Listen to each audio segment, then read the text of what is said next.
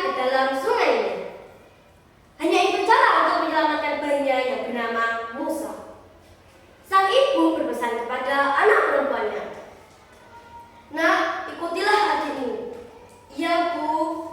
Kakak Musa mengamati Musa dari kejauhan. Dia melihat keranjang bayi itu terus mengalir di sungai.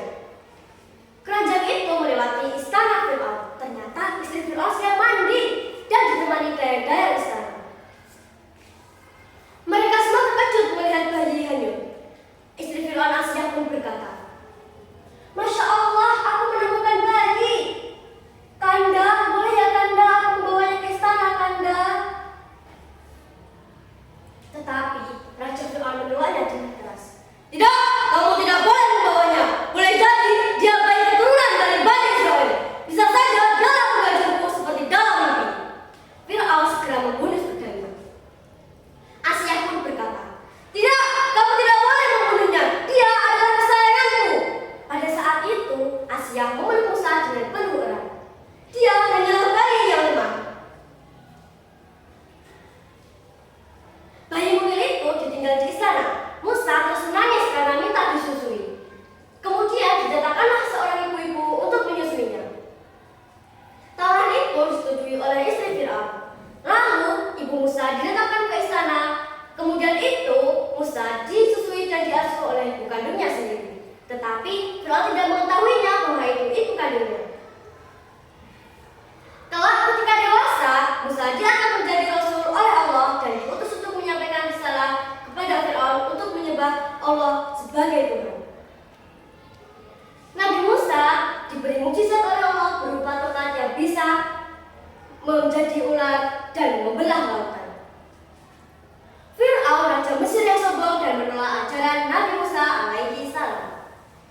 Fir'aun mengumpulkan para ahli nujum dan para penyihir untuk menandingi mukjizat Nabi Musa.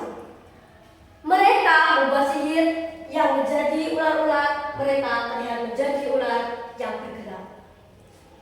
Tetapi Allah turunkan wahyu kepada Nabi Musa alaihi salam untuk melemparkan tongkatnya. Ternyata tongkat itu pun berubah menjadi ular yang sangat besar dan menelan ular-ular buatan dari para ahli nujum. Para ahli nujum itu pun menyerah dan mengakui bahwa itu adalah mukjizat dari Allah, bukan sihir. Setelah Nabi Musa mengajarkan ajaran Allah kepada Fir'aun, Fir'aun semakin marah dan ingin membunuh Nabi Musa. Nabi Musa dan Bani Israel pun melarikan diri dari Mesir. Saat tiba di tengah Laut Merah, mereka semua dihadang oleh laut yang sangat luas. Tetapi Allah punya rencana lain. Nabi Musa diperintahkan Allah untuk memukul laut dengan tongkatnya.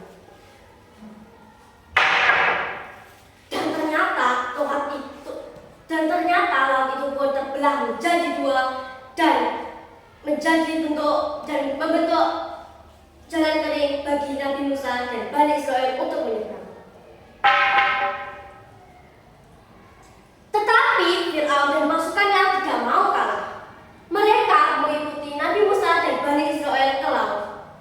Tetapi Allah memerintahkan laut itu pun menjadi semula dan kembali menjadi semula. Dan Fir'aun beserta pasukannya pun tenggelam.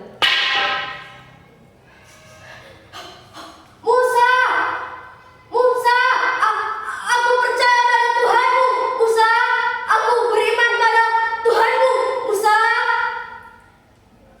Tetapi Allah tidak menerima taubatnya Raja Fir'aun. Kisah ini menunjukkan kehebatan mukjizat Nabi Musa dan betapa Allah lebih kuat dari kekuatan dan kekuasaan manusia. Demikianlah kisah Nabi Musa alaihi salam. Cukup sekian cerita yang dapat saya sampaikan. Bila ada salah kata, mohon dimaafkan. Pergi memancing yang ikan nila dipancing kala saja. Salam undur diri dari Risma.